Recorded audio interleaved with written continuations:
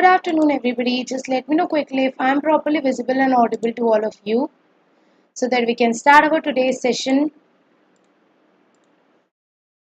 Good afternoon, everybody. Let me know quickly if I am properly audible and visible to all of you.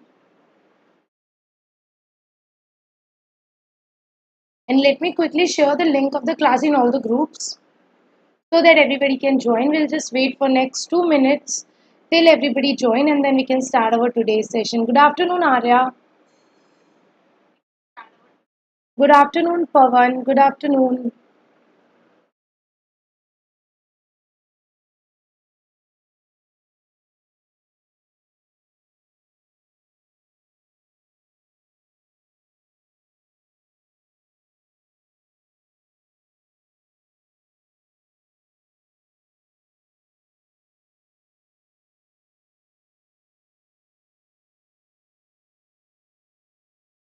Please call all your friends whosoever want to take advantage of this Power Pack revision series. Share the link to all your friends so that everybody can join and we'll start our today's revision in just 2 minutes. Good afternoon, Palak.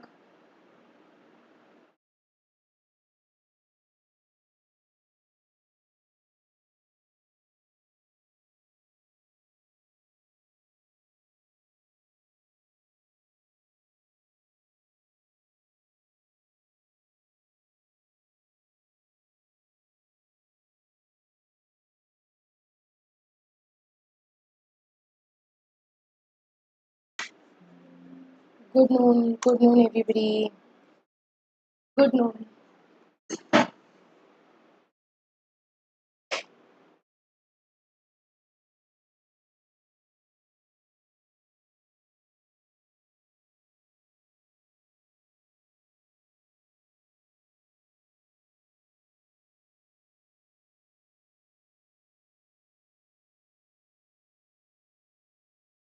Okay. Good noon, Shubham. Good noon, everybody. Great.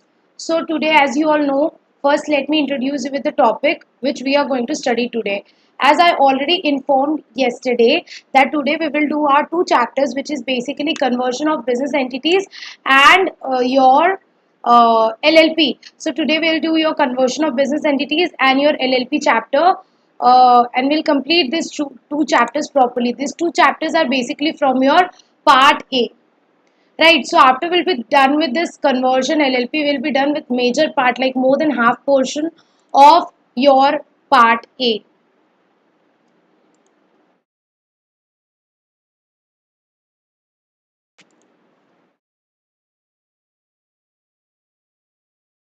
Great. So please give me a quick fat thumbs up in the chat box and a quick fat thumbs up to the video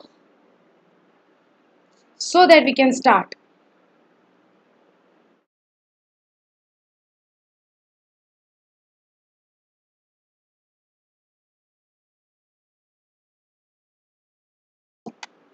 Great.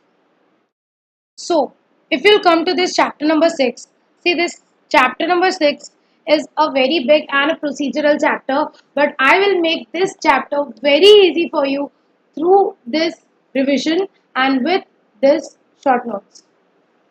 So, in this chapter number 6, you will study if you want to convert basically a one type of company to another type of company.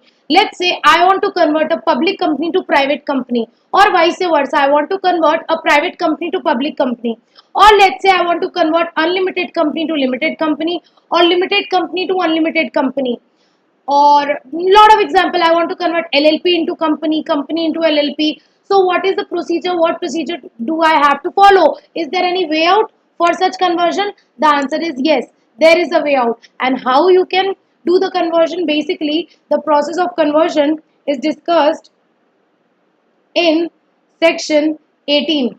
Section 18 talks about conversion of one type of company into another type of company. So the very basic procedure is, if you are converting one type of company into another type of company, most importantly, first and foremost thing what you have to do, you have to alter your MOA and AOA. So in order to convert one type of company into another type of company, number one thing to do is alter your MOA and AOA. So after you will be done with altering the MOA, then what you have to do? You have to inform the ROC, because the ROC is very possessive. In company, whatever we do, we have to inform to the ROC. So here you have to get that conversion registered with the ROC. So you have to apply to the ROC for registration. So very simple. For conversion of one type of company into another type of company, the section given in the Companies Act is section 18. And according to section 18, in order to effectuate conversion, what you have to do? First and foremost, you have to alter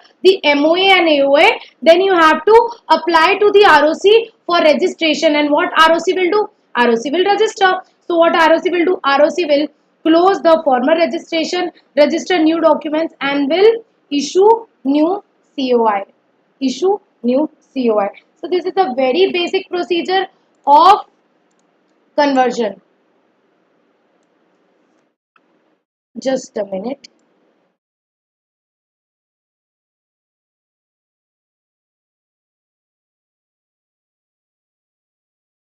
Okay.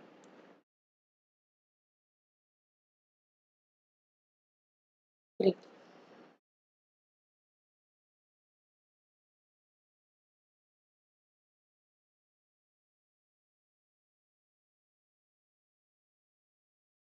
Now, if you'll come to book, you'll see a lot of conversion. Lot of conversion. First thing, let's talk about converting a private company into public company.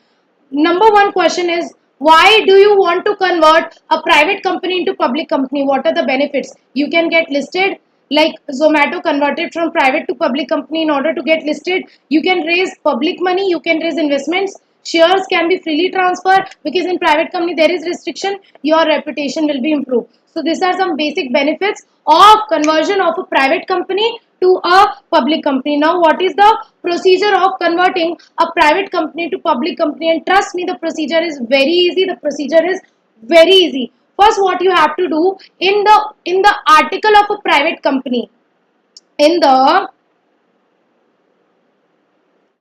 article of a private company, there are three restrictions, but those three restrictions are not there in the article of public company. So you want to convert from private to public. So what you have to do? You have to alter your AOA and delete those three restrictions. And we have already studied how to alter AOA in the last lecture, which is given in the last lecture. There I told you that there is one section, section 14. According to section 14, you can alter your AOA, and in order to alter MOA, there is one section, that is section 13. So what you have to do when you are converting your private to public, you have to alter your AOA by deleting the three restriction, by passing special resolution, and you have to alter your name also, because the word private will be deleted. So you have to alter your name and delete the word private by passing special resolution under section 13. And after that, in case of private company, there are minimum 2 members requirement, but in case of public company, minimum 7 member requirement. So you have to increase your membership to minimum 7, and you have to increase your directorship to minimum 3, because in public company minimum 3 directors are required. So this thing you have to do, and then you are done. And then you are done from your end. You have to do these three things. Please repeat after me. Number one, you have to alter your AOA and delete those three restrictions by passing special resolution. After that, you have to alter your MOA, your name clause, by deleting the word private, by passing special resolution under section 13. Then you have to increase your membership to minimum 7. You have to increase your directorship to minimum 3. After that, you have to inform to the ROC that ROC, I want to change my company from private to public. Please register. And you all know, since the SR is passed, whenever there is SR, Fevicol MGT 14. So now you have to file MGT 14 within 30 days to ROC. And whenever there is conversion of a private to public or a public to private, you have to file a form to the ROC, which is INC 27 within 15 days of passing special resolution. So here you have to file two forms to the ROC, that is MGT 14 within 30 days and INC 27 within 15 days to the ROC. And now ROC will what do? ROC will check everything. Is everything is okay? Then ROC will close the previous registration, make the new registration, and will issue fresh certificate of incorporation. And ROC will issue fresh certificate of incorporation. I hope this point is crystal clear to all of you. This is the very basic procedure of conversion of private to public.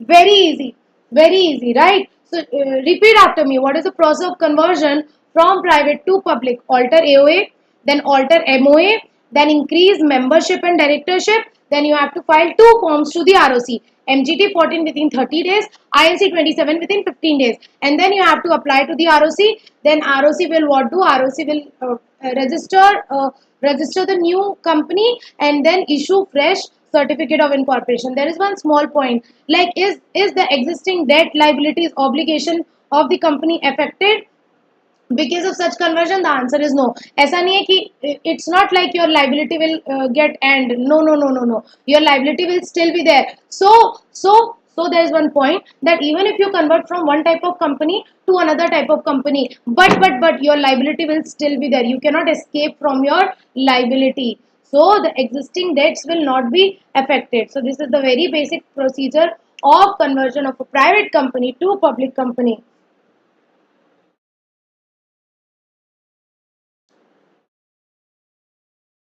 And you know what, there is a process given in the book, process for conversion. So process is same.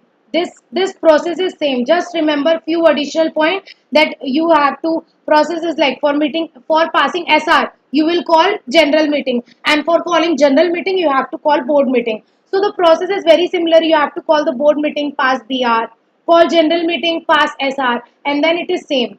File this, do this, do this, do this. The process is very easy. So the law which you have studied, the process is same. The process is same.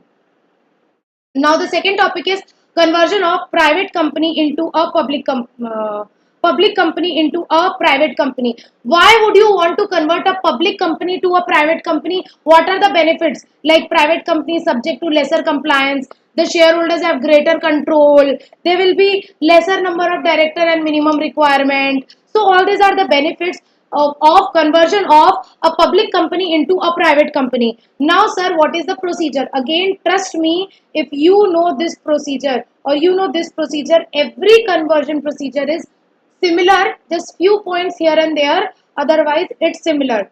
Now, in order to convert the public company into a private company, what you have to do? You have to add those three restriction.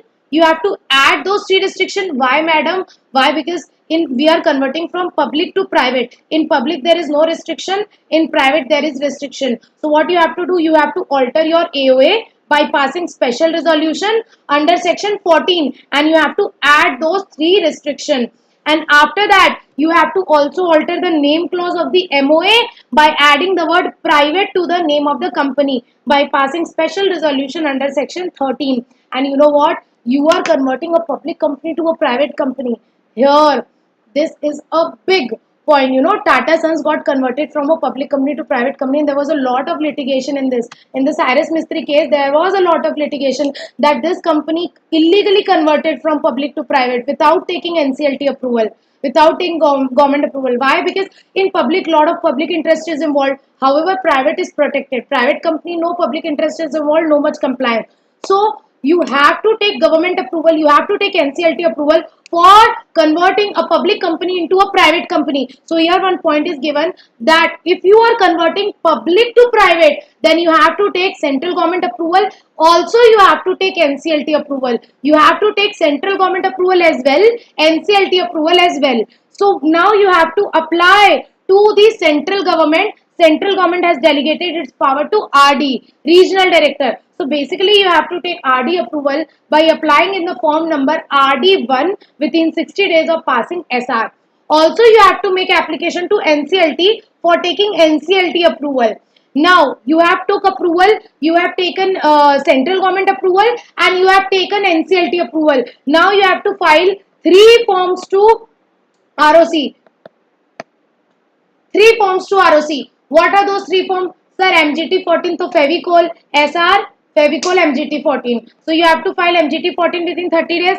Apart from this, the NCLT approval which you took, you have to file a copy of NCLT order in the form number INC 27 within 15 days, and you have to file a copy of RD order in the form number INC 28 within 15 days of the receipt of RD approval. So you know what, here if you are converting a public company into private company, you have to take NCLT approval as well and central government approval as well, and you have to file these forms to the ROC. And now your task is done. What ROC will do, ROC will check everything. If everything is okay, ROC will close the former registration, make the new registration, and will give a fresh COI, certificate of incorporation. I hope this point is crystal clear to all of you. This is the whole process of conversion of public to private made easy for you. Crystal clear? Great. Just few additional point, that whenever you submit this form RD1, you have to submit some additional documents. You have to submit some additional documents like as a proof. Like when you do CS executive registration, you have to submit your CSET result, your Aadhaar as a proof, your photo ID, all these things. So you have to give some additional document along with the form RD1. What are those additional documents? See, this is the process of conversion, and the process is same. The process is same. Here just you have to study a list of additional document which you have to attach along with the form RD1. And what are the documents which you have to attach along with the form RD1? Copy of your MOA, copy of minutes of general meeting, copy of board resolution, declaration made by KMP that they will restrict the number of members to 200. Why? Because they are converting to public to private now. In public, so there was no limit in maximum number of membership, but in private there can be maximum 200 member. So you have to give a declaration that your total number of member will not go beyond 200, and the company has not accepted any public deposit. Why? Because private companies prohibited from accepting public deposit. We have studied this in company law as well. Apart from this, KMP has to make one more declaration that they have not defaulted in section 73, section 76, 177, 178. These are the important sections of the company law. Apart from this, one more declaration KMP have to make that they are not listed, because a listed company cannot get converted into private company now.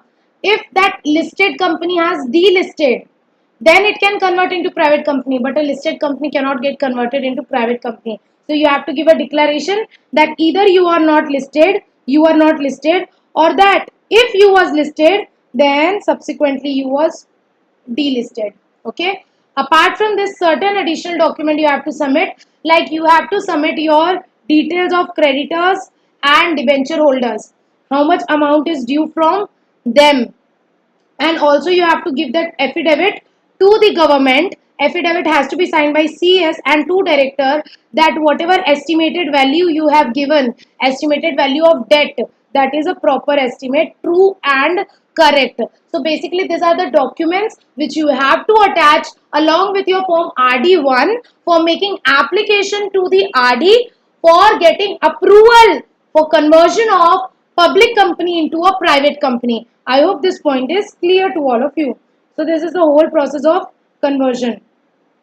And there is one small point. There's one small point regarding conversion. You know what? Number of times in we have studied that whenever you want to convert a public company into a private company, you have to take central government approval, and for taking the central government approval you have to make public announcement. Like whenever you apply for central government, for the approval of central government, you have to make public announcement. So here you have to, at least 21 days before making application to central government, you have to make public announcement in newspapers, that to invite objection from people. If any people has on any objection, because public company is converting into private company, so we have to invite the objections of the public. So that is why there is one more additional requirement, that at least 21 days before the date of filing application, you have to make advertisement in two newspaper, vernacular and English newspaper. You have to make advertisement in the form number INC 25A. Also you have to give individual notice to your debenture holders and creditors, and you have to invite their objection. So if there no objection is received, in case no objection is received, then the RD will pass order within 30 days from the date of receiving application. And here one point is given that if any additional information is required, RD can ask that. You can ignore this point. So basically this public advertisement point is there, that before making application to RD, you have to invite public objection. So you have to make public advertisement in the newspapers, and they can submit their objections to the RD. So this is the basic process of conversion of public company into a private company. Now moving towards next process of conversion, which is conversion of OPC to public or private company. Conversion of OPC to public or private company. Can OPC be converted to public or private? The answer is yes. But OPC cannot be converted into Section 8 company. Why? Because it is restricted under Section 8. Read with rules that a Section 8 company can never be formed or incorporated or converted into OPC, because OPC also there are separate exemptions given, Section 8 company also separate exemptions are given. So OPC can never be converted into Section 8 company. Except Section 8 company, OPC can be converted into public or private company. And what is the procedure, sir? Very easy. First, always for any conversion, we have to alter our MOA and AOA as per the procedure mentioned in Section 13 and Section 18, which we studied in the last revision lecture. So what you have to do, you have to alter your MOA and AOA. Then you have to bring your minimum membership and directorship. Like in OPC, there is minimum one member only, minimum one director. If you're converting to private company, your member should be minimum two, director should be minimum two. And if you're converting from OPC to public, then your minimum member should be seven, and minimum director should be three. Paid up capital not required. So you have to increase your minimum membership and minimum directorship. After that, you are done with this. You are done with altering your MOA and AOA, and you are done with increasing your minimum number of membership and minimum number of directorship. Then you have to apply to the ROC. ROC, please register this. Please register this and give me fresh COI. I have done all this. I have altered my MOA also. I have increased my minimum number of membership directorship also. So now the company has to apply to ROC in the form number INC 6 along with certain attachments. Certain attachments are given there, that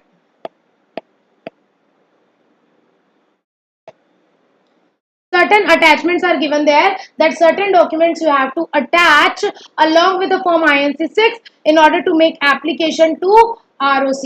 And if ROC is satisfied, if ROC is satisfied, then ROC will give you a fresh certificate of incorporation. ROC will give you a fresh certificate of incorporation. So this is a very small and sweet process of conversion of OPC into public or private company. Just you have to see what are the documents which you need to attach along with the form INC 6. So along with the form number INC 6, you have to attach basically copy of your MOA, copy of resolution, list of member and director, list of creditors, latest audited balance sheet and P&L account. That's it. That's it. These are the documents which you have to attach along with. These are the documents which you have to attach along with form number INC 6. And we are done with the process of conversion of OPC into public or private company.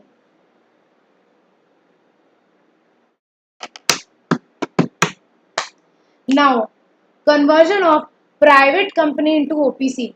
Why only private company? Why not public company? Arey sir, OPC is always private company. One person company is always private company. So, only a private company can get converted into OPC. Public company cannot get converted into OPC. If you want to convert a public company to OPC, you have to convert it to private company. Then you have to convert it to OPC. Only a private company can be converted into OPC, but Section 8 company can never be converted into OPC. So there is one exception, that Section 8 company can never be converted into OPC. Now what you have to do?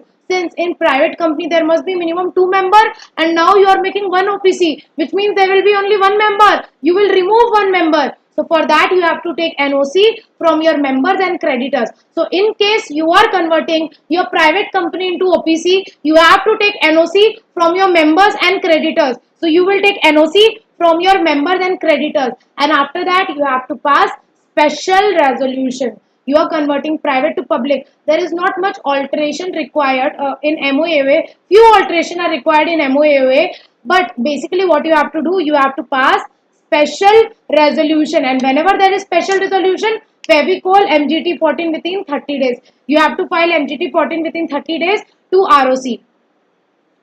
Done. You have taken NOC, you have passed SR. Now you have to apply to the ROC. ROC, I have passed SR. Please register this and give me fresh COI.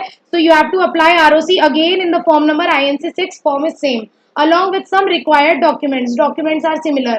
Some documents you have to attach along with the form INC 6. And then what ROC will do? If ROC will check, if everything is okay, ROC will approve and give you fresh certificate of incorporation. Bolo Jai Shri Ram. We are done with conversion of private to OPC. Private to OPC. One small point, that if there is any default, then OPC and officer in default will be liable to fine of up to 5,000 plus 500 per day during which the default continues. This process is similar, you can ignore it. Always it is same, like a whole board meeting pass BR, whole general meeting pass SR, and then process is same. Processing nothing but the act. So you can write this step only in the procedure. There is nothing extra. Conversion of private company to OPC we are already done. Just see one thing, what are the documents which you need to attach along with the form number INC 6. So this is the form number INC 6. You have to attach certain documents. What are the documents which you have to attach along with the form number INC 6? Basically, you have to attach directors declaration that all the members and creditors have given their consent, because you have to take NOC, consent from members and directors now, members and creditors. So you have to give a declaration, directors have to give a declaration that members and creditors consent is obtained. You have to give a list of members and creditors, latest audited balance sheet P&L account, and no objection letter from the secured creditors. You have to obtain NOC from your secured creditors. So all this document you have to attach along with your INC 6, and we are done with the conversion of private company into OPC. Boom.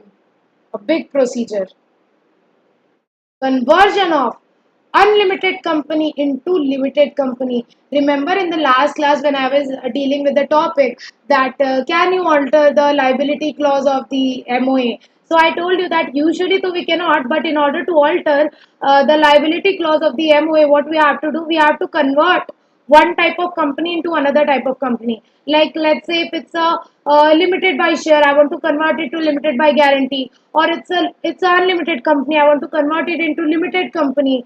So you have to basically effectuate the conversion of company, and how we can do that, which is it is given here in this process. So the next topic is conversion of unlimited company into limited company. Conversion of unlimited company into limited company.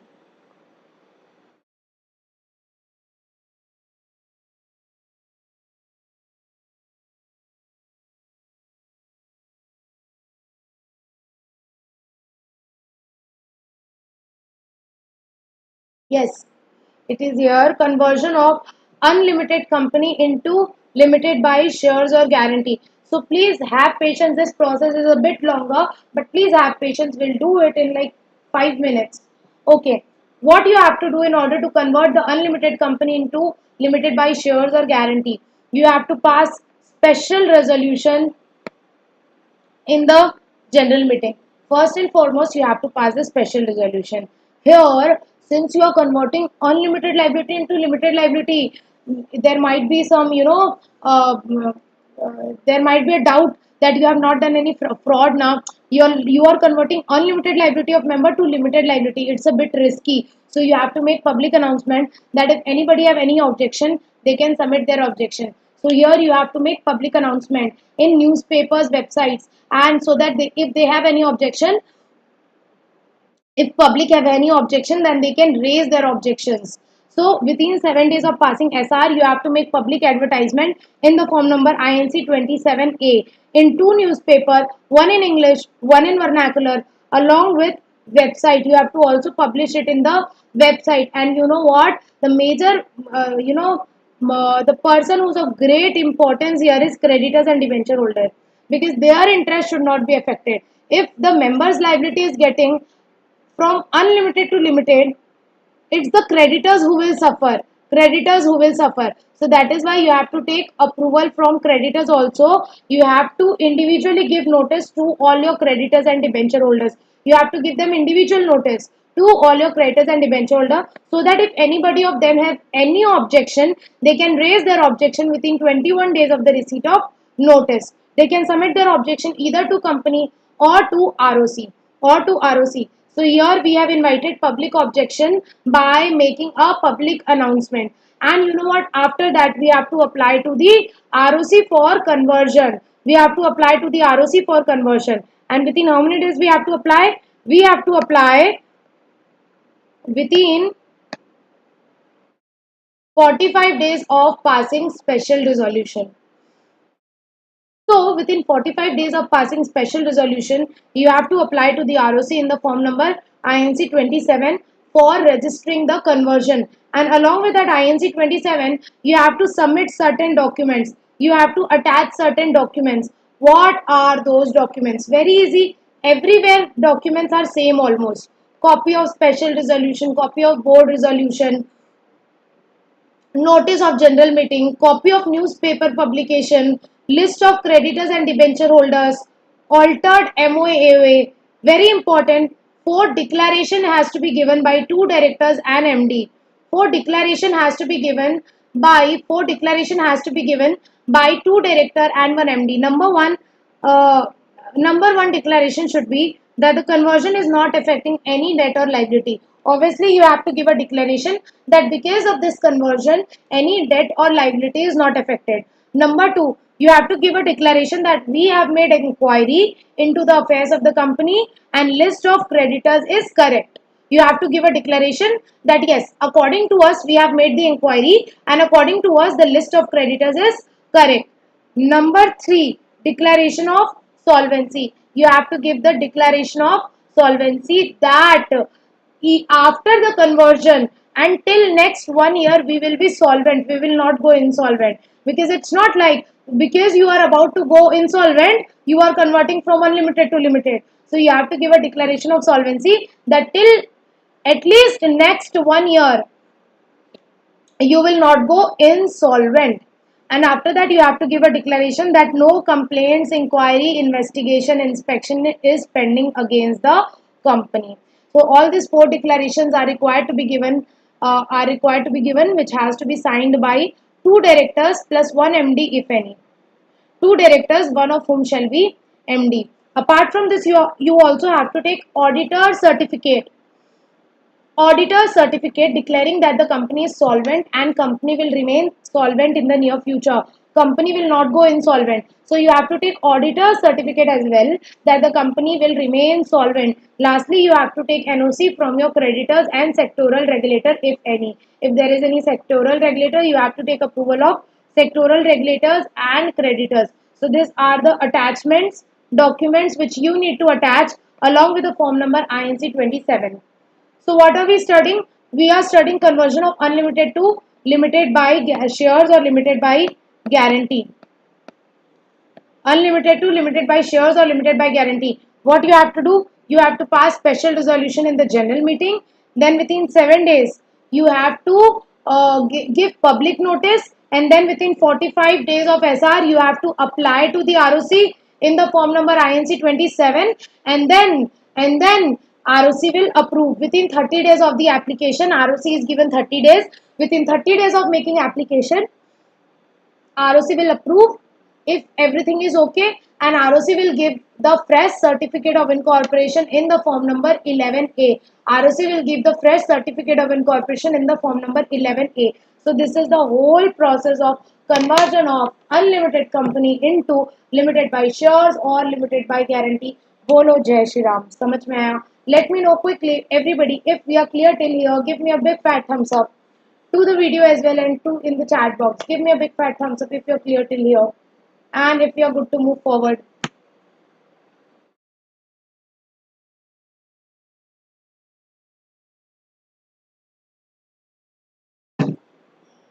CCM.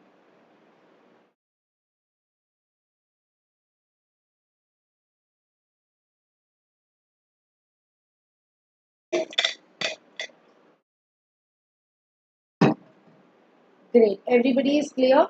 Okay. So here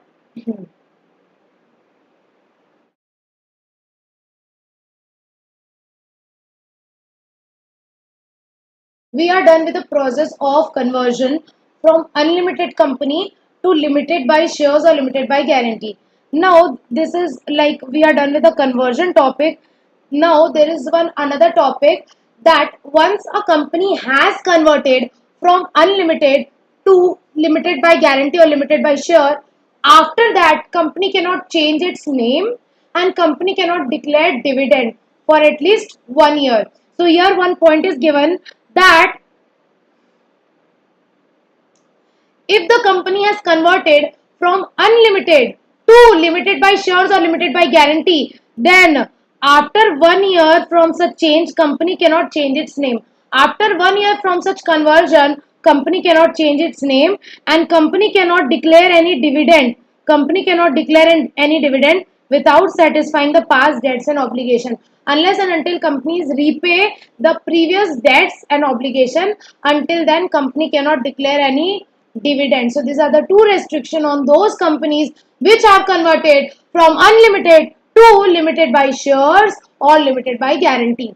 And very important point, there is another topic, like there is another topic, if I should make a line here, and there is another topic this, that some of the companies are ineligible of conversion. Some of the companies are ineligible from being converted from unlimited to limited. So these companies cannot get converted from unlimited to limited. These companies are prohibited from getting converted from unlimited to limited. So unlimited company is not eligible to get converted into limited in this all situation. In all this situation, unlimited company is not eligible to get converted into limited. What are those situations? When the company's net worth is negative, which means liability more than asset, which means it is about to go insolvent. Net worth is negative. Number two, application for striking off is pending. Bro, this is in the process of striking off. You cannot convert now. You are in under striking off. If the company is a defaulter company has defaulted in filing annual return and financial statement. In such a situation, such a company cannot get converted from unlimited to limited. If company is in winding up, petition for winding up is pending. Company has not received any calls in arrears from the directors for a period of more than 6 months. If directors, they have purchased the shares and they have not paid the share money and that amount is due for more than 6 months, this similar point is for the disqualification of director. Remember section 164 company law, right? So if there is any calls in arrears which is in due for more than 6 months, then company will be ineligible. And lastly, if any inquiry, inspection, investigation is pending, if any inquiry, inspection, investigation is pending, in all of this situation, unlimited company cannot get converted into limited company. So this question might be asked for like 4 marks, 3 to 4 marks. So remember all these points, that in which cases unlimited company cannot get converted into limited company.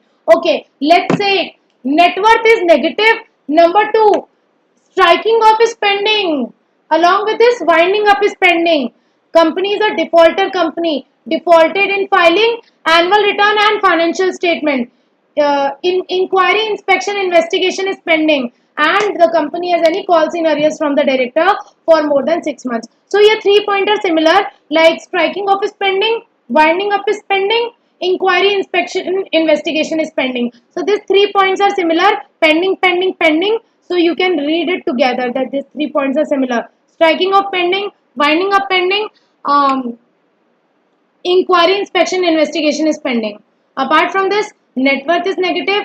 defaulted in filing annual return or financial statement, and falls in arrears for more than 6 months. So like 3 plus 3, you can remember 3 plus 3, 6 points. Okay. With this, we are done with conversion of unlimited company into limited by shares or limited by guarantee.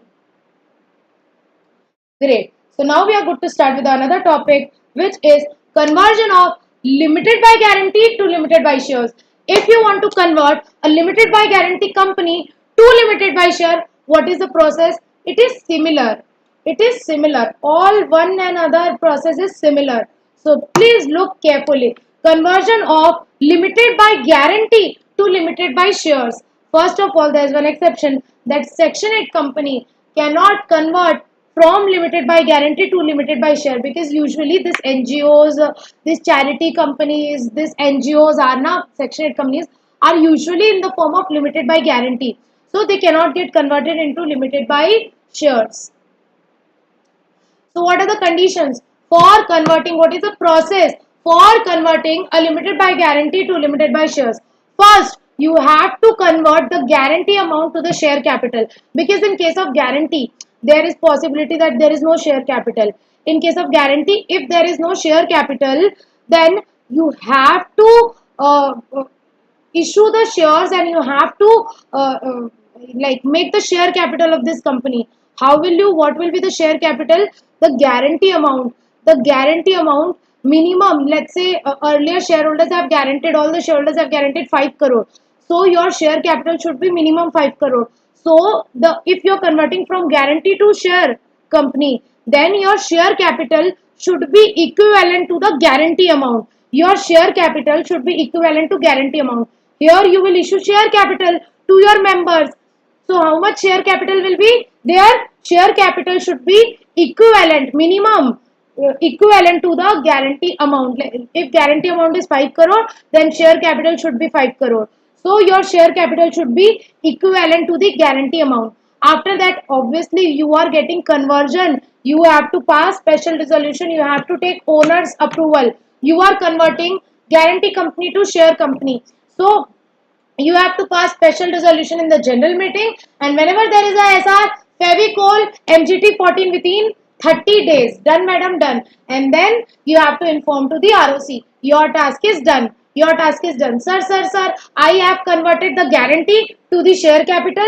I have made share capital, which is equivalent to guarantee. I have issued share capital, and also I have passed the SR. Now you will apply to the ROC. ROC, please register this alteration, please register this conversion. So you have to apply to the ROC again in the form number INC 27 within 30 days, along with certain documents. What are those documents? This document is similar in all the cases, like altered MOA, altered AOA, list of members, number of shares, list of members and number of shares held by them. So you have to submit all these documents to the ROC, and ROC will check everything. If everything is okay, it will approve or reject within 30 days, and it will register your conversion and will issue you fresh certificate of incorporation in the form number INC 11B. Bolo Jai Shri Ram. We are done with the conversion of limited by guarantee to limited by shares.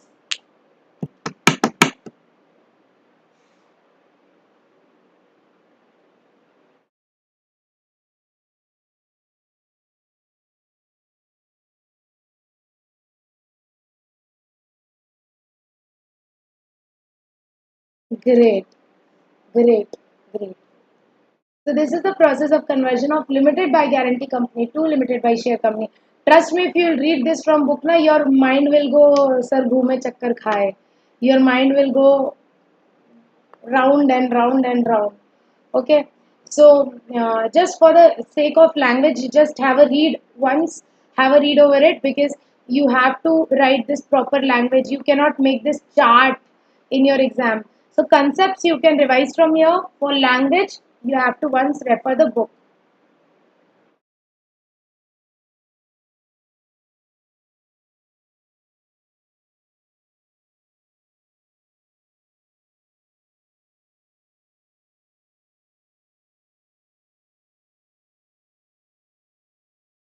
Okay.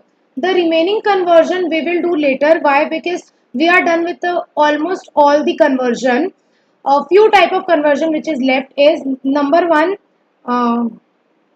like if I'll say private to one person to private.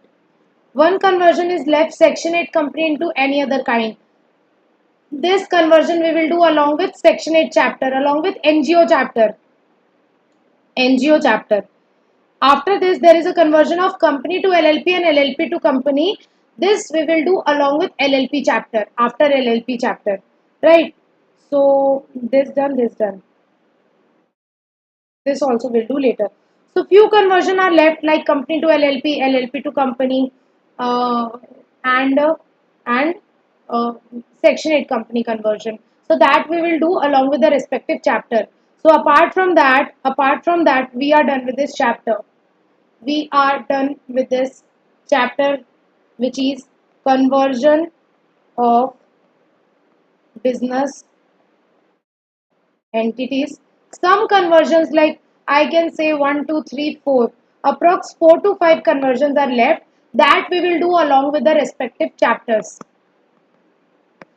Apart from that, we are done with this topic, conversion of business entities, and now in the next half an hour to 45 minutes we will do LLP chapter. We will do LLP chapter. So whole LLP chapter we will do makhan ki tarah, very properly. We'll make whole LLP chapter laddu in next 45 minutes or maximum 1 hour.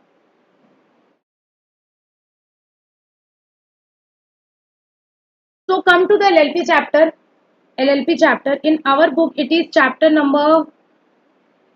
Can you tell me the chapter number?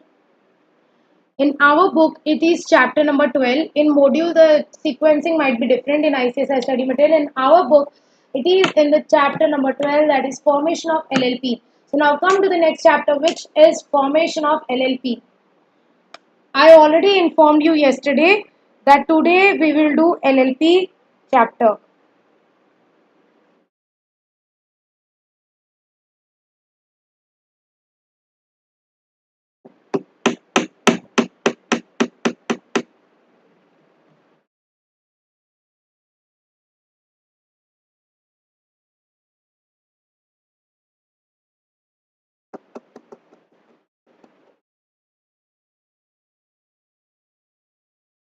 Okay. So let's start with chapter number 12, formation of LLP. As you all know that earlier there was no this is a very recent introduced in 2008. So this concept of LLP came for the first time in 2008. Previous to 2008, prior to 2008, there was no concept of LLP, and like there was either option, either do company partnership, either do sole proprietorship partnership or go into company. It's like either run bicycle or direct go aeroplane. There was no way out in between. There was no way out in between. So we wanted some middle solution, neither too high-fi nor too small. So that's where the concept of LLP came in, which gives you both the advantage of company as well and partnership as well. Company as well and partnership as well. So LLP is what? LLP is a hybrid form of business. Hybrid means mixture, just like hybrid mangoes come now. So LLP is a hybrid form of business organization, which gives you the advantage of both company as well as partnership business.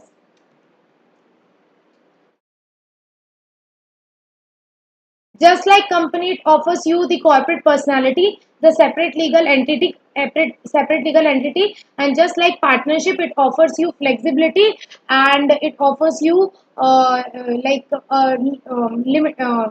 It offers you like just like partnership, it is in the form of partners. So it gives you the benefit of both company as well and partnership as well. And just like company, your LLP can enjoy the limited liability, however enjoying the flexibility of partnership as well. So just like partnership, LLP can be flexible. LLP can enjoy flexibility along with the benefit of limited liability of the company. So there is a definition of LLP given in the act, that is in the section 2N of the LLP Act. So section 2N Section 2N of the LLP Act defines LLP as the limited liability partnership means a partnership formed and registered under this act. As you all know that LLPs are not governed by the Indian Partnership Act. However, for LLP separate act is made, that is LLP Act. Nature and characteristics, it will be basically covered along with the whole chapter. As you all know, few basic features I'm telling you, that LLP is in the form of body corporate. It has separate legal entity, perpetual succession. It has separate legal entity, perpetual succession. The name of the LLP always ends with the word LLP or limited liability partnership. Next, in case of LLP, just like partnership, there is agreement among the partners, and that agreement is known as LLP agreement, which defines the mutual rights and liabilities of partners. Now, in case of LLP, there are partners, and there is a concept of designated partners. There is a concept of designated partners. So, in LLP, just like partnership, there are partners, and along with the partners there is a concept of designated partners. Who are designated partners? Nothing, just like in company now, these are some of the directors, these are like directors. Designated partners are given the duty to manage the LLP and to file all the forms to the ROC, to do all the signing work. So basically they are given the management administration work. They have to take care of the LLP, sign all the documents, do the management part. So are the designated partners some different person? No, no, no. Among partners, we have to designate some partners as the designated partner. So let's say there is LLP in which there are four partners: Mr. A, Mr. B, Mr. C, and Mr. D. So there are these four partners in the LLP. So, do you need to appoint any other person as the designated partner like Mr. E and Mr. D? No, no. You don't need to appoint any new person. You don't need to appoint any new person as a designated partner. Like you can designate Mr. A and Mr. B as the designated partner. So, in order to become designated partner, you must be a partner. Only one among the partner, two among the partners should be given the designation of designated partners. So, in order to be given the position of designated partners, you must be a partner as well. So this is one basic point. Another basic point is who can become partner. Individual as well as body corporate can become partner. So let's say this is a partnership firm. This is a partnership firm. In this, even a body corporate, or let's say even a company can become partner. Even a company can become partner, and even individual person can become partner in a in not a partnership firm, in LLP. In LLP, in LLP, even the company can become partner and even individual member can become partner. However, when I talk about DP, when I talk about designated partner, only this individual can become designated partner. Company cannot become designated partner. Why? Because designated partner do the management and only natural person can do the management. Na? Just like in case of company, only natural person can become director. Similarly, in case of LLP, only natural person can become DP, designated partner. So there is one requirement in case of LLP, there should be minimum two director, really sorry, minimum two partner and minimum two DP, minimum two DP. So there is one concept that in case of LLP, there should be minimum two partner and minimum two designated partner. However, they can be same. Like Mr. X, Mr. Y. They are the partner and they are the DP as well. Is it okay? Yes, yes, it is okay. So there should be minimum two partner, minimum two DP. My question is maximum how many partners can be there in LLP?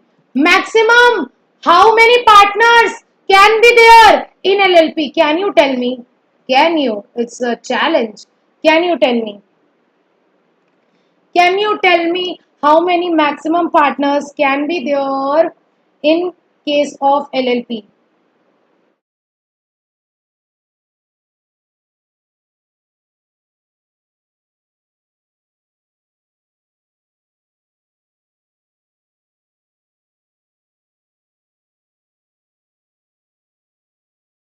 Nobody knows.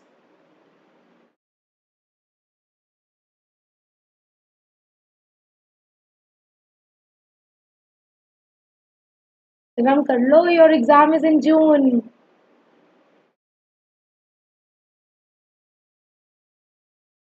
Maximum partners in case of LLP. You have studied now?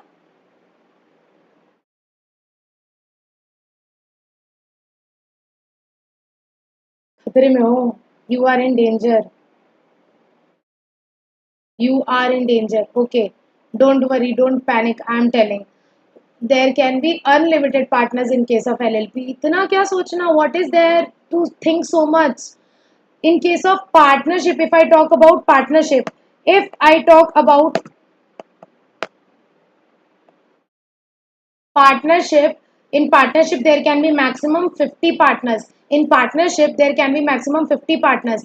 But in case of LLP there can be unlimited partners because it's a separate legal entity. It's a separate legal entity. It has a corporate personality, so that is why LLP can have a unlimited maximum partners. LLP, there is no limit on the maximum partnership of LLP. There is no limit on the maximum partnership of LLP. So I hope this point is crystal clear to all of you. So these are some basic important points about LLP. About LLP. We are done with this. Great. We are done with this. As you all know, in case of LLP, there is a liability of partners jointly and severally.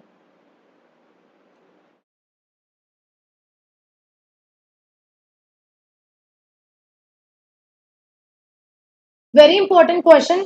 Who can be DP? Who can become designated partners? So basically, DP are responsible for the compliance of LLP, for signing the document, for the management part. So DPs are responsible for the regulatory and legal compliances of the LLP. And there must be at least two DP in LLP, and they must be individual. They must be individual, which means natural person. And one of the DP should be resident in India. Resident in India.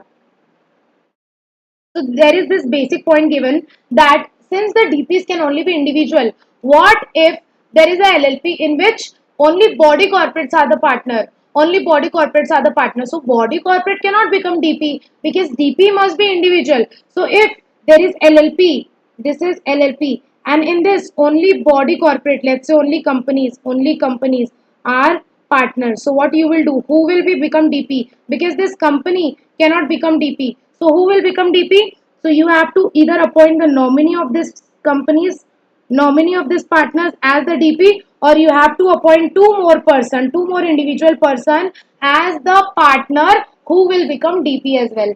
As the partner who will become DP as well. So this is the small concept. Now next topic, what are the advantage and disadvantage of LLP? So this is a very like class 11 business studies. What are the advantage of LLP? This you can write even with closed eyes. Class 11 business studies. Easy to form, limited liability, perpetual succession, separate management, easy transfer of ownership, taxation flat 30%.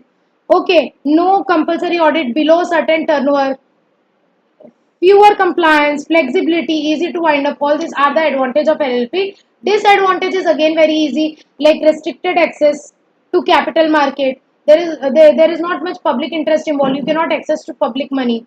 Disadvantage, like you have to make public disclosures. Right, there is limitation in the formation of the LLP. Like you need minimum two-person and you need DP on India. So this is the small point. Offenses and penalties are there. Okay, exit options are not very easy to the LLP. So these are the some common disadvantages of the LLP. So this advantage and disadvantage process is very easy. Advantage and disadvantage is very easy, which you can write even with closed eyes. So the next topic is how to form an LLP. How to form an LLP. How you can incorporate an LLP. What is the process of incorporation?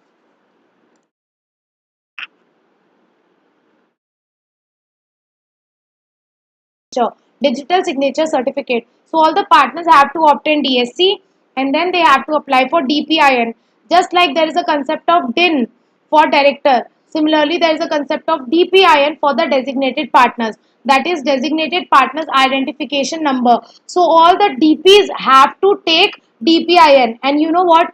If a person already has a DIN under Companies Act, that DIN can be sufficient, that DIN can act as a DPIN also. So that DIN will be sufficient for appointment of DPs also, for the appointment of designated partners also. So this DIN is sufficient for the appointment of designated partners, and if you don't have DIN, you can apply for DPIN, and then you have to get the name of the LLP approved by filing a form which is basically run LLP. And after your name is approved, you have to file incorporation form, and the name of incorporation form is Philip. Philip means Form for Incorporation of Limited Liability Partnership. Just like in case of company incorporation, there is a form Spice Plus. Similarly, in case of LLP formation, there is a form Philip. So you have to file a form Philip, that is Form for Incorporation of LLP. And here, after the filing incorporation form, after incorporation, within next 30 days, you have to the ROC. So this is the very small and sweet procedure of incorporation of LLP. This is a very small and sweet procedure for the incorporation of LLP. What you have to do, obtain DSC, then apply for DPIN, then take the name approval, and then file for incorporation of LLP in the form Philip, and then file the LLP agreement. Then file the LLP agreement. So this is the very small procedure. One thing to notice is, in case of company, you have to prepare MOA and AOA, and you have to file MOA AOA along with the incorporation form Spice Plus. But in case of LLP, you can file LLP agreement after filing the form for incorporation. Here you can file LLP agreement after incorporation. Okay, so this is one small procedure. This is the small procedure. Like again, it is given, first you have to obtain DSC and DIN, then you have to apply through Run LLP for the reservation of name.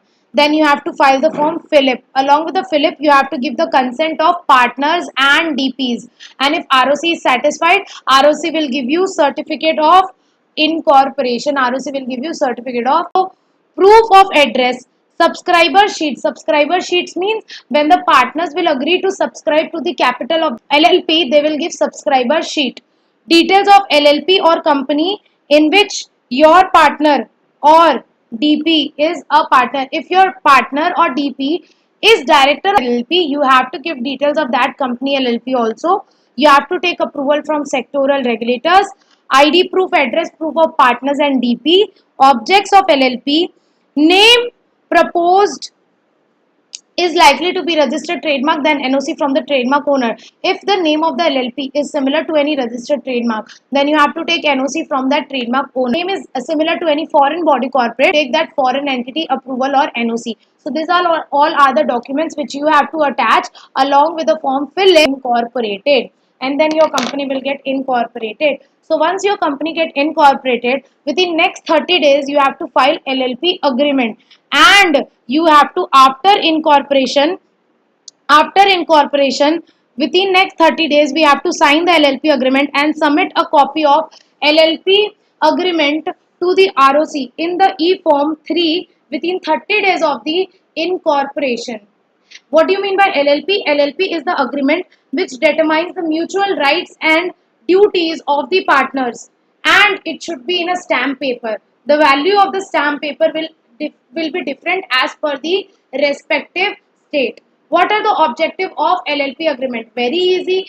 It's like it defines the roles, responsibilities, rights, powers of partners. It clarifies all the managerial operational responsibilities of partners, and it defines the overall structure of the LLP. The LLP agreement is said to be a backbone of the LLP because everything, all the rights and duties are defined in LLP agreement. How to draft LLP agreement? Again, very easy. You have to draft the agreement, print it on the stamp paper. All the partners have to sign this LLP agreement. It should also be signed by two witness, and each partner will be given a Xerox copy of the agreement. This is how the LLP agreement is drafted. After that, what are the essential clauses which has to be included in the LLP agreement? So these clauses are very easy. What you will give in the LLP agreement? You will give various definitions. You will give the name of the LLP, the address of the LLP, what is the business of the LLP. You will give details about partners and designated partners, about capital, about profit sharing ratio, about admission retirement of partners. So all these are the basic things which you have to include in the LLP agreement. You can just read 2 to 3 points and which you can write it on your own. So now the important point is alteration procedure. If you want to make changes, just like we studied now alteration of MOA, similarly here it is alteration of LLP agreement. How you can alter LLP agreement.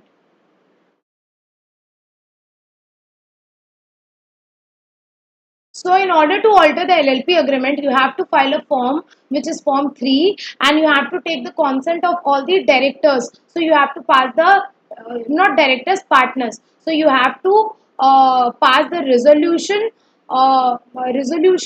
of the partners approving the alteration, and then you have to file E form 3 to the ROC, to the ROC. So here one small point is given that whenever you want to alter the LLP agreement, what you have to do, you have to pass the resolution of the partners. Then you have to file E form 3 within 30 days. See, E form 3 is for LLP agreement. Whenever you have to make changes in the LLP agreement, again you have to file E form 3. So you have to file E-form 3 within 30 days, and along with the E-form 3 certain additional document you need to attach, like original LLP agreement, supplementary if any other optional attachment. So this process is very easy, very easy. Next is process to change partners or DP. How you can change your partners or designated partners. So number one, you have to file E-form 4 for the change of partners. First, you have to take the consent, you have to pass the resolution, and after that, you have to file E form 4 for the change of partners. And whenever there is a change in partner or DP, there is also change in agreement. So now, again, for altering the agreement, you have to file E form 3 again. So here you have to file E form 4 as well as E form 3. Along with that, certain documents like consent of partners, evidence, affidavit, resolution, etc. All these things you have to submit along with your E-form 4 and E-form 3 for effectuating the change in partners or DP. If you want to change your name, if you want to change your name, what is the process of changing the name? The process of changing the name is very easy. What you have to do, first you have to check whether there is any provision in the LLP agreement with respect to name change, whether any approval is required for the name change. And if there is no provision, then you have to take the consent of all the partners for changing the name. For changing the name, you have to take the approval of all the partner. And if in LLP agreement something else is written, that we will follow. But if there is no provision in the LLP agreement, then we will take the consent of all the partners. After that, we will check the name availability in the MCA website. We have to check whether this name is available or not, whether this name is not taken by any other company now. And after that, for the approval or the reservation of name, you have to file a form which is Run LLP. Run LLP. During first time also incorporation also you have to get your name reserved by filing a form Run LLP. Here also for changing the name you have to get the new name reserved by filing a form Run LLP to the ROC, and after that ROC will reserve that name for 3 months. Within 3 months you have to file form 5 to the ROC for effectuating the name change. So now you have to file form 5 to the ROC. If ROC will check everything, if ROC is satisfied, ROC will give a fresh certificate in the form number 16, and the new name will be effective from the date of that certificate. And since there is a name change, there will also be change in the LLP agreement. So whenever there is a change in the LLP agreement, we have to file a form 3 for effecting the change in LLP agreement. With this, we are done with the process of name change. This chart is enough. This chart is enough to revise. In this here paragraph, same thing is written. Same thing is written.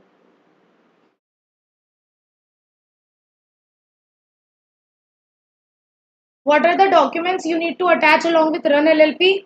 The resolution and consent. And in case of form 3, you have to attach the consent of partners and notice of change of name. If you want to shift your registered office, how you can shift your registered office? So for this, you have to file a form 15 to the ROC along with certain documents. Nothing extra procedure. You have to take approval. You have to take consent of all the partners. What you have to do, you have to take consent of all partners. So you have to take consent of all partners. Then you have to file Form 15 to the ROC along with certain documents like proof of new address, copy of minutes, like in case the change is from one state to another, then you have to give a public notice and you have to take consent of creditors. See, if you are shifting your LLP from one state to another, then you have to take creditors approval and you have to make public notice. This similar point was there in the change of registered office of company also from one state to another, right? So here you have to give public notice, consent of creditors, any other information. So all these documents are required to be attached along with your form number 15. So this is the very easy process of shifting of registered office. See here, there can be three situations of shifting of registered office. If you are shifting within the same state, number two, within the same state, but there is a change in the jurisdiction of ROC. And number three, you are shifting your registered office from one state to another. So, don't you think that consent of partner is required in all the cases? Yes. Here also consent of partners is required, here also and here also. And everywhere you have to file form 15. So here also you have to file form 15, form 15, form 15. But the consent of creditors is required only if you are changing your state. So consent of creditors is required only if you are shifting your registered office from one state to another. So in this first two case, no consent. In this first two case, no consent of creditors is required. Only in this last case, consent of secured creditors is required. So with this, we are done with shifting of registered office. Also, if I talk about the public notice, no public notice is required in first two. Only public notice is required in the last case, that is shifting of registered office from one state to another. That you have to give at least 21 days notice, 21 days prior notice in the newspaper, one in English, one in vernacular, having circulation in the district in which the registered office of the company is situated. And this form 15 you have to file within 30 days in all the three cases. So this is the small procedure of shifting of registered office. We have studied how to shift the registered office, how to change the name, and how to change the name, and what we have studied how to change the LLP agreement, how to change the directors and DPs. One of the last topic is annual compliances of LLP.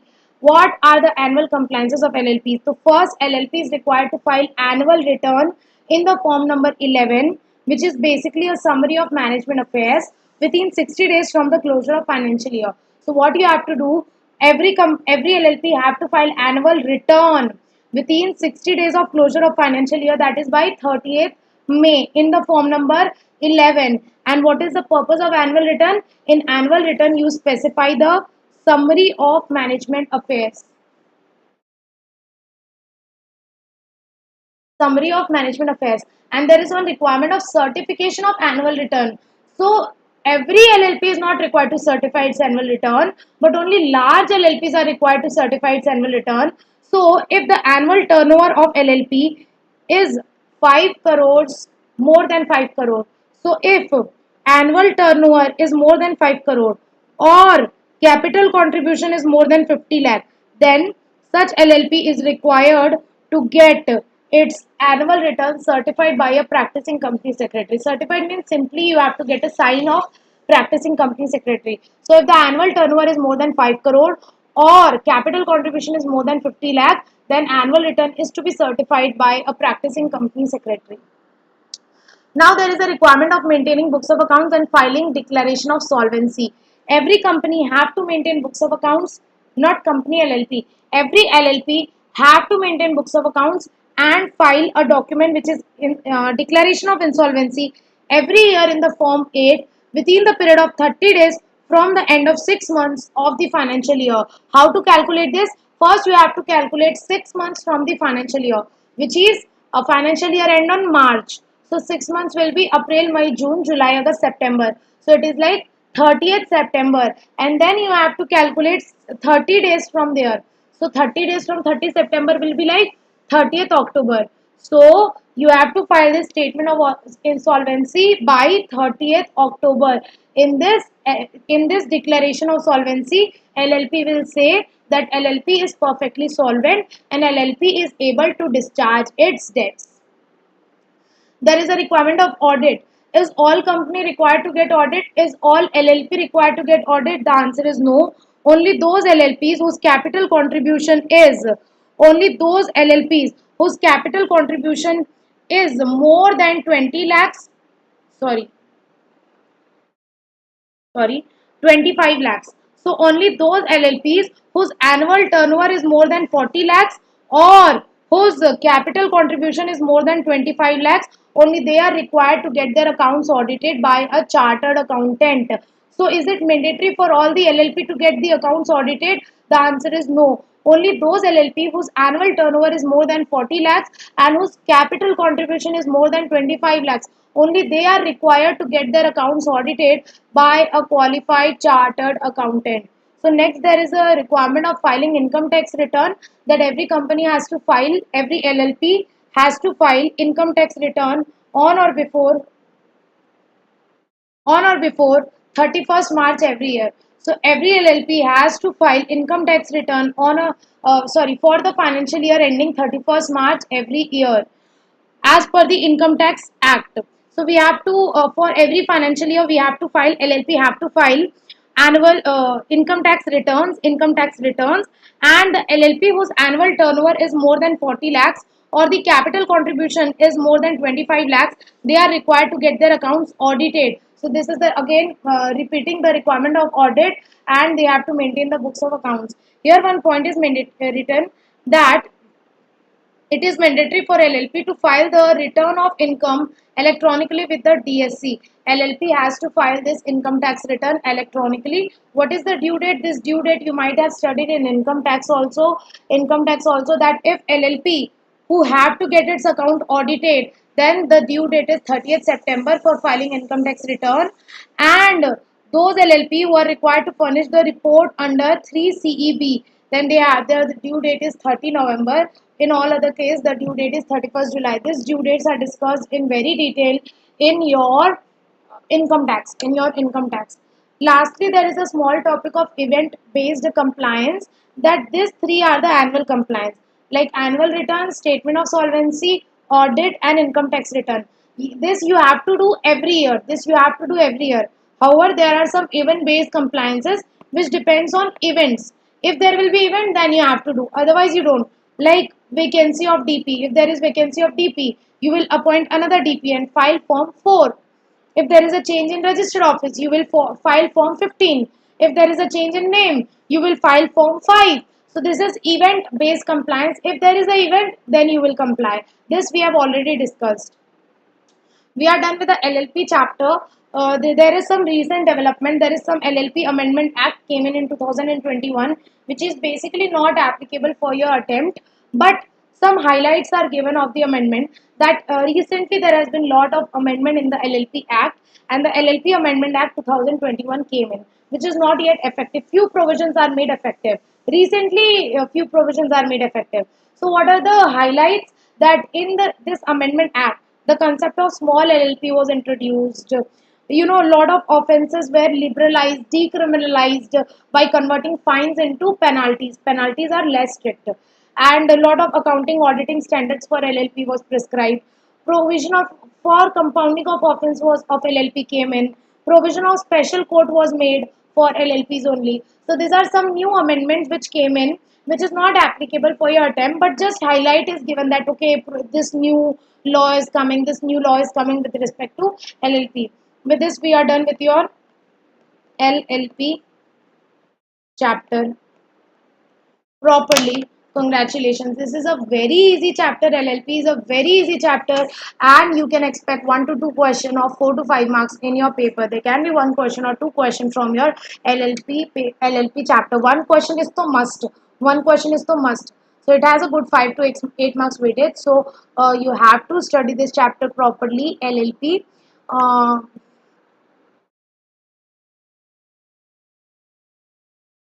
we are done with conversion. Few topics are left that we will do. we are done with LLP. With this, we are done with a major portion of your part A. Apart from this, we are ending our today's revision here. Tomorrow we will discuss your chapter of conversion chapter, remaining topic we will do, and we will do NGO trust society chapter, NGO chapter, that is section 8 company, and apart from this we will also do startup.